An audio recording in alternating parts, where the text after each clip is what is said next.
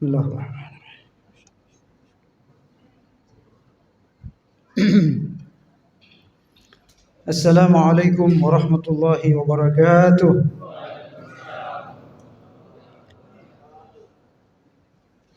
Alhamdulillahilladzi anzala ala abdihi alkitaba wa lam yaj'al lahu 'iwaja. Alhamdulillahilladzi nazzala al-furqana ala abdihi liyakuna lil 'alamina nadhira. Walhamdulillahilladzi ma anzala 'alaina al-Qur'ana linashqa illa tadhkiratan liman yakhsha. Walhamdulillahilladzi anzala al-Qur'ana fi shahri Ramadan هدى للناس وبينات من الهدى والفرقان. أشهد أن لا إله إلا الله وحده لا شريك له وأشهد أن محمدا عبده ورسوله سيد ولد عدنان. اللهم صل وسلم وبارك وعظم على هذا النبي الكريم نبينا وشفيعنا وحبيبنا وقرة أعيننا وقدوتنا محمد صلى الله عليه وعلى آله وصحبه أجمعين. أما بعد. سبحانك لا علم لنا إلا ما علمتنا إنك أنت العليم الحكيم. Ma'asyiral muslimin, jamaah Isya dan Tarawih Masjid Al-Ittihad yang dirahmati Allah Subhanahu wa taala, para shaimin dan shaimat min ahlil jannah insyaallah, yang hafizakumullah wa ar'akumullah wa akramakumullah insyaallah. Alhamdulillah, kita patut bersyukur jamaah, Bapak Ibu sekalian. Kita dianugerahkan oleh Allah waktu dan kesempatan untuk beribadah di bulan Ramadan. Sebagian saudara kita enggak sempat menikmati Ramadan tahun ini. Ada yang meninggal, ada yang sakit parah. Semoga Allah Subhanahu wa taala mengampuni dosa-dosa mereka dan memberikan kesehatan dan kesembuhan bagi yang sakit insyaallah. Salawat dan salam atas Rasulullah Muhammad sallallahu alaihi wasallam beserta para sahabat, keluarganya dan kita semua umatnya yang selalu istiqomah konsisten terhadap din ini ila yaumil qiyamah. Saya diminta untuk menyampaikan materi ceramah tarawih pada malam hari ini dengan Ramadan sebagai pembinaan kepribadian. Allah Subhanahu wa taala dalam Al-Qur'an, kalau kita lihat dalam Al-Qur'an Bapak Ibu, manusia itu tidak satu kepribadian. Sebagian besar, kalau dalam klasifikasi besar, ada mukmin, ada kafir, ada munafik, ada mukhlis, dan seterusnya. Lalu di dalam internal umat Islam sendiri itu juga ada klasifikasi kepribadian manusia, kepribadian umat Islam. Di antaranya dalam surah Fussilat, Allah menjelaskan 3 klasifikasi kepribadian itu. Yang pertama, kata Allah, "Tsumma awrasnal kitaba allazina istafaina min ibadina faminhum zalimun li nafsihi." Yang pertama itu, dan ini sebagian besar, ada manusia yang selalu menzalimi dirinya. Menzalimi dirinya di sini maksudnya melakukan maksiat, dosa, dan pelanggaran-pelanggaran syariat. Tapi dia juga masih beribadah. Ini kepribadian yang disebut oleh Ibnu Abbas, kalau dia meninggal dunia, dia akan mendapatkan hisab yang sangat berat, hisaban syadidah.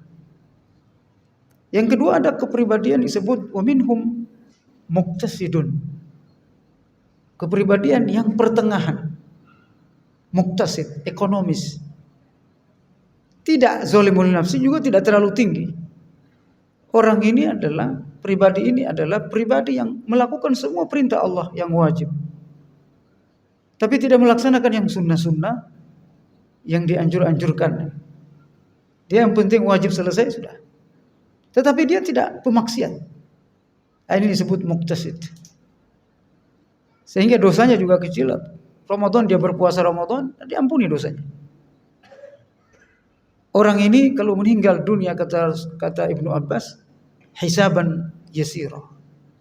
Dia akan dihisab oleh Allah dengan hisab yang sederhana, yang ringan sekali.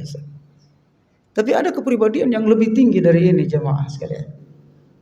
Yang disebut oleh Allah wa minhum sabiqun bil khairat, yaitu pribadi-pribadi yang selalu mengejar hal-hal yang sunnah, bahkan hal-hal yang positif. Apa saja kebaikan dia kejar. Jangankan yang wajib, yang sunnah, bahkan yang baik-baik semua dikerjakan. Sebaliknya, jangankan maksiat, jangankan yang haram, yang mubah pun ditinggalkan. Jangankan yang haram, yang makruh, yang mubah pun ditinggalkan. Apa contoh yang mubah? Habis makan nasi, buka puasa, pingin makan bakso. Betul gak? Habis makan bakso, pingin ngerokok. Dan seterusnya. Nah, sabiqun bil khairat ini, kalau sudah makan nasi, sudah kenyang, sudah selesai. Nambah-nambah yang lain itu mubah, boleh saja. Tetapi dia tidak mau. Dia memang orang ini istimewa, kepribadian istimewa. Nah, jamaah sekalian, ini yang dituju oleh tarbiyah Ramadan itu. Pendidikan Ramadan itu membina karakter pribadi seperti ini. Kata Ibnu Abbas, pribadi ini tidak semua bisa. Makanya disebut oleh Allah, ditutup ayat ini dengan biiznillah. Dia harus izin Allah Subhanahu wa taala. Dia hanya orang-orang yang tertentu yang diizinkan oleh Allah mampu seperti ini. Kalau dia sudah punya HP satu, cukup satu, nggak perlu 2, 3 dan seterusnya. Karena itu mubah menurut dia. Jadi jangankan yang makruh, yang mubah pun ditinggal. Nah, kadang kita ini sebaliknya, kalau yang kelompok yang pertama tadi, ya, yang wajib tidak dilakukan, yang mubah dan makruh yang dikejar kadang. Nah, ini pribadi dilarang oleh Allah Subhanahu wa taala kita seperti ini. Yang kedua, kalau kita lihat dalam ayat yang lain, jemaah sekalian, ini 15 menit sampai 20 menit saya ngejar waktu yang ceramahnya. Kalau membahas kepribadian ini kan panjang masalahnya. Terlalu banyak ayatnya dan banyak hadisnya. Kata Allah Subhanahu wa taala, di antara manusia itu ada kelompok manusia yang menyembah Allah itu secara harfiah, verbalistik. Dia baca Al-Fatihah tapi enggak masuk ke hatinya tuh Al-Fatihah. Dia sholat Allahu Akbar menghadap kiblat tapi pikirannya ke Amerika. Betul Pak. Dia ruku sujud tetapi pikirannya di kompor gas belum dimatiin dan seterusnya. Betul enggak Ibu? Dia tasyahud sami Allahu liman hamidah, dia ingat kantornya, laptop belum dimatiin, tadi belum selesai catatan dan seterusnya. Orang ini disebut oleh Allah SWT dalam 2 surah. Kasusnya terjadi kepada sebagian A'rabi, kelompok A'rabi, Arab Badui. Di antaranya kata Allah dalam surah Al-Hajj ayat 11, "Wa minan nasi may ya'budullaha 'ala harfin." Di antara manusia itu ada yang menyembah Allah secara harfiah. In asabathu khairun itma'anna bihi. Kalau dia dapat kebaikan, dapat rezeki, ya, mudah urusannya, maka dia menjadi tenang. Allah dekat sama aku. Wa in asabathu syarra'u inqalaba ala wajhihi khasirat dunya wal akhirah.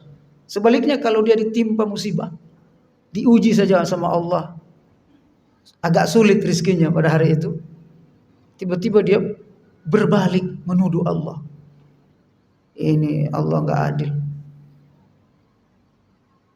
Para sahabat, para ulama meriwayatkan asbabun nuzul ayat ini turun kepada salah satu uh, A'rabi, orang Arab Badui yang datang kepada Rasulullah, istrinya nggak hamil-hamil.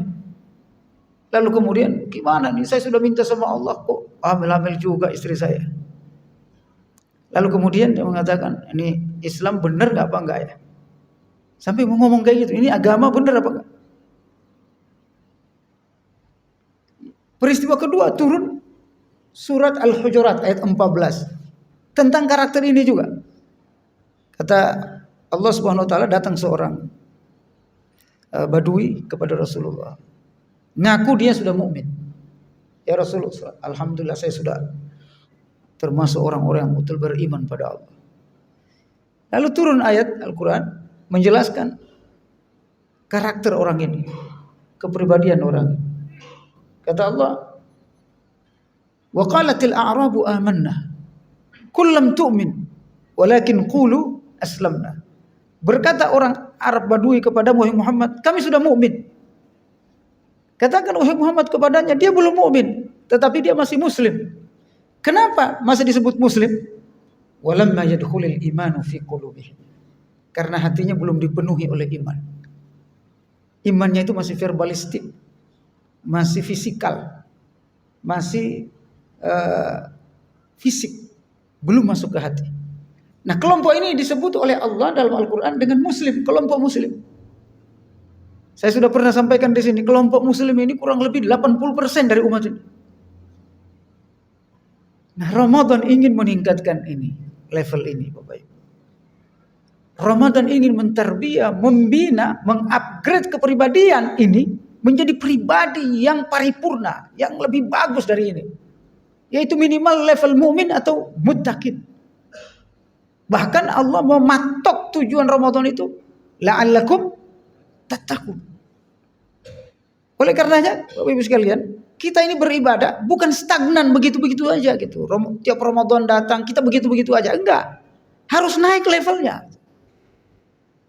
Kepribadian kita itu harus berubah. Harus meningkat dari level muslim tadi atau zalimul nafsi tadi atau muqtasidun tadi kepada level yang sabiqun bil khairat atau kepribadian mukmin dan muttaqin. Nah, banyak umat Islam nggak tahu ini. Dia pikir setelah masuk Islam selesai masalah. Tidak, Bapak Ibu sekalian. Setelah masuk Islam, tugas kita adalah mengupgrade keimanan kita. Kenapa? Karena iman ini fluktuatif. Wa yazdadul ladzina amanu imana. Kami tambahkan iman orang itu dengan iman yang lain. Jadi iman itu bertambah dan bisa berkurang, bahkan sampai pada titik nol. Makanya ada orang murtad, ada jadi munafik Islam, ada jadi sekuler Islam, ada jadi ateis Islam, Muslim, KTP Islam, anak haji dan sebagainya.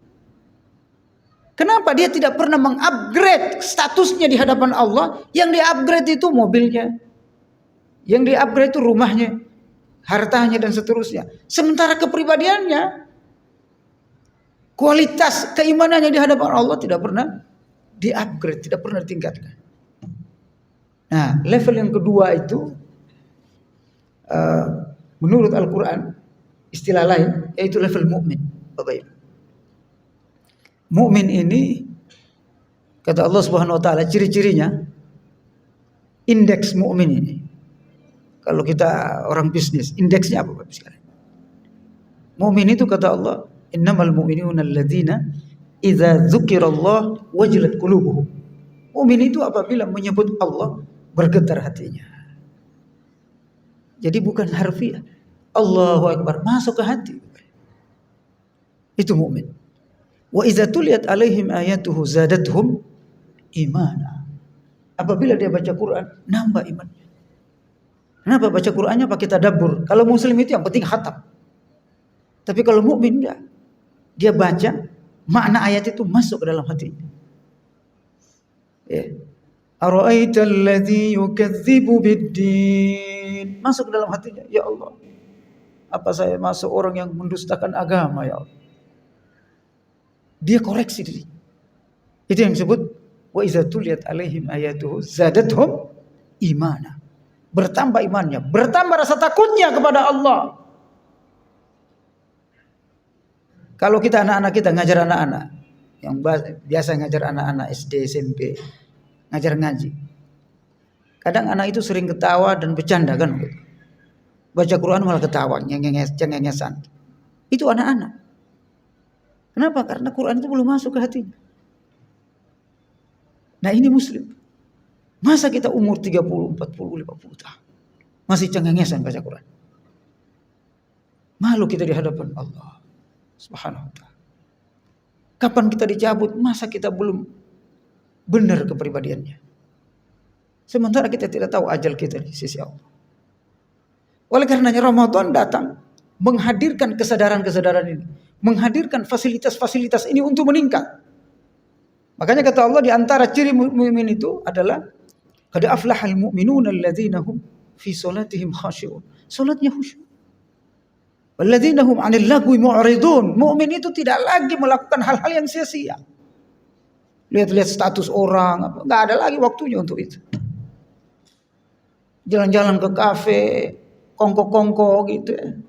Enggak ada lagi waktunya untuk itu. Kalau mukmin itu waktunya untuk Islam, untuk dakwah.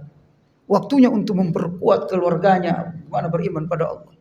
Waktunya memperhatikan umat. Waktunya melihat politik umat ini seperti apa. Kondisi umat, masa depan umat seperti apa. Waktunya habis di hadapan Allah. Curhat di hadapan Allah. Waktunya habis untuk bagaimana menafkahi keluarga, menafkahi umat. Dengan cara yang halal. Nah kita jamaah sekalian, Ramadan datang bukan hanya untuk membentuk karakter mukmin ini, tapi sampai muttaqin. Man humul muttaqin? Siapa muttaqin itu? Jamaah. Muttaqin itu lebih tinggi lagi dari mukmin. Siapa mereka? Alif Lam Mim kata Allah. Dzalikal kitabu la raiba fi hudal lil muttaqin. Siapa muttaqin itu ya Allah? Alladzina yu'minuna bil ghaib. Muttaqin itu yang mampu mengimani yang gaib, yang tidak terlihat secara materi. Apa itu yang gaib? Allah Subhanahu wa taala.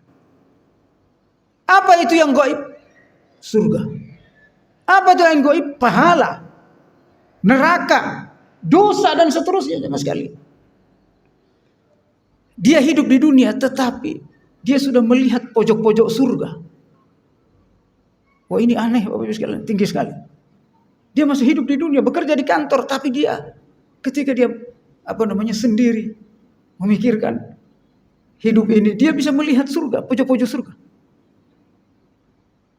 Loh, ada yang kayak gitu. Ini riwayatnya sahih dari Muaz bin Jabal. Rasulullah SAW bertanya, bagaimana hakikat imanmu hari ini wahai Muaz? Apa kata Muaz bin Jabal? Ra'aitu ahlal jannati yatazawaruna fima bainahum.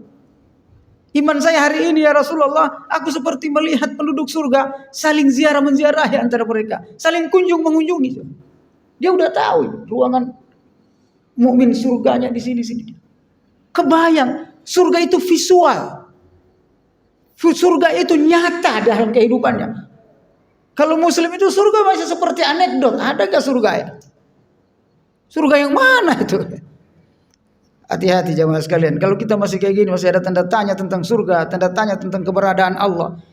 Sekarang ini banyak penceramah habis waktunya di mana Allah.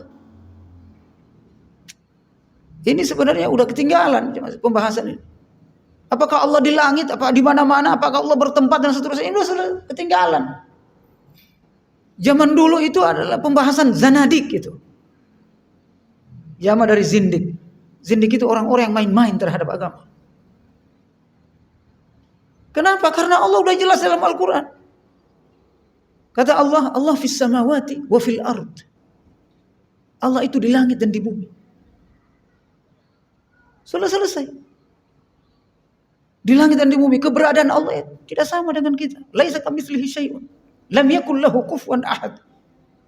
Tidak sama dengan keberadaan kita di langit dan di bumi seperti apa. Cukup imani saja selesai. Enggak usah dibahas habis-habis. Makanya kata Imam Malik, siapa yang bertanya dan membahas ini bid'ah. Ah ini baru bid'ah. Kenapa? Karena membingungkan orang. Baca Quran kita langsung paham bahwa Allah itu di mana. Allah itu seperti apa. 30 juz itu sudah menjelaskan dengan detail tentang Allah Subhanahu wa taala. Bahkan satu surat saja sudah selesai. Qul huwallahu ahad. Allah itu esa, enggak berbilang. Allahus samad. Allah tempat minta pertolongan. Ya, jangan sampai Tuhan justru minta tolong sama hambanya. Karena ada agama kayak gitu. Allah sama, lam yalid wa lam yulad. Allah itu tidak beranak dan tidak beranak. Wa lam yakul lahu kufuwan, tidak sama dengan segala sesuatu. Selesai. Kenapa kita bahas macam-macam Allah ada tempat dan bingung umat. Dan iman itu masing-masing orang punya iman. Nah, jemaah sekalian dirahmati Allah. Ramadan dihadirkan oleh Allah untuk meningkatkan ini. Ada 7 hal, ada 8 hal yang tidak ada di bulan lain, hanya ada di bulan Ramadan. Saya singkat sedikit. Yang pertama, Quran itu turun di bulan Ramadan, bukan di bulan lain. Itu sepakat para ulama sekalian. Dari Allah ke Lauhil Mahfuz 30 juz sekaligus itu di bulan Ramadan. Dari Lauhil Mahfuz ke Sama'id Dunya ke Baitul Izzah 30 juz sekaligus itu di bulan Ramadan. Dan dari Baitul Izzah dari Sama'id Dunya kepada Nabi Muhammad awalnya itu turun di bulan Ramadan. Tidak turun di bulan lain. Yang kedua, Lailatul Qadar itu hanya di bulan Ramadan. Yang ketiga, semua malaikat turun dari langit ke bumi termasuk malaikat Jibril hanya di bulan Ramadan. Yang keempat, semua pintu surga Bapak Ibu sekalian dibuka hanya di bulan Ramadan. 8 pintu surga. 7 pintu neraka ditutup dan tidak ada setan berkeliaran kecuali setan manusia. Min syarril waswasil khannas minal jinnati, yang goda-godain kita itu kan, buka aja, enggak usah rokok aja dan seterusnya misalnya. Maksiat aja, itu manusia, bukan setan. Setan udah dibelenggu. Ada setan manusia memang. Nah, yang kelima, Bapak Ibu sekalian, pahala dilipat gandakan sampai 700 kali lipat. Ila 700 dhifin. Yang keenam, semua doa dan zikir kita dimakbul oleh Allah. Tidak sama dengan bulan lain. Bapak Ibu berdoa di bulan Ramadan sama dengan berdoa di Raudhah, di Multazam. Subhanallah. Saking makbul. Yang ketujuh, jemaah sekalian dirahmati Allah, semua dosa diampuni selama sebulan ini hanya di bulan Ramadan. Man shoma Ramadhana imanan wa ihtisaban ghufira lahu ma taqaddama min dzanbi. Yang nomor 8, yang ke-8, apa kata Allah? Bulan Ramadan itu bulan perubahan, termasuk merubah karakter tadi, merubah kepribadian. Mau jadi muttaqin apa enggak? Itu di bulan Ramadan. Makanya kata Allah, inna anzalnahu fi lailatin mubarakah. Sungguh kami telah turunkan Quran itu di malam keberkahan. Apa itu malam keberkahan? Fiha yufraku kullu amrin hakim. Di malam itu Allah merinci kembali nasib-nasib, takdir-takdir hambanya. Takdir yang bisa berubah tadi dirubah oleh Allah. Takdir miskin jadi kaya kalau dia berikhtiar dan berdoa. Takdir sengsara menjadi bahagia. Takdir neraka menjadi surga dirubah oleh Allah di malam takdir. Makanya Lailatul Qadar, malam takdir, malam perubahan. Semoga Allah Subhanahu wa taala menjadikan kita di bulan Ramadan ini manusia yang bisa berubah, hamba Allah yang berubah menjadi muttaqin insyaallah. Cukup demikian, semoga ada manfaatnya insyaallah. Billahi taufiq wal hidayah. Wassalamualaikum warahmatullahi wabarakatuh.